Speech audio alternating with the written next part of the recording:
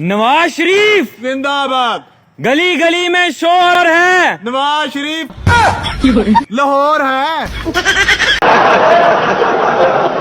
बाबा घर में शांति कैसे लाऊं?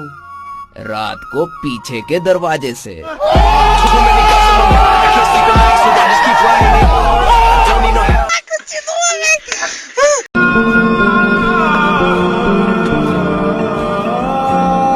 दवाई है, मेरी खोपड़ी में कितना टेंशन है तेरे को मालूम क्या?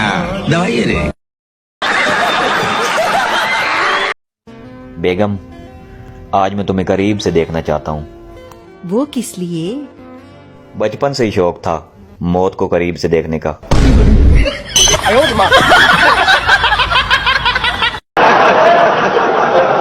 तुम सुबह कब उठती हो?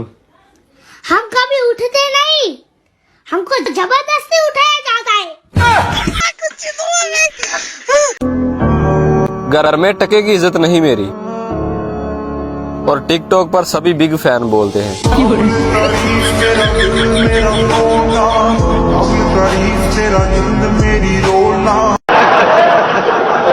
Please subscribe our channel.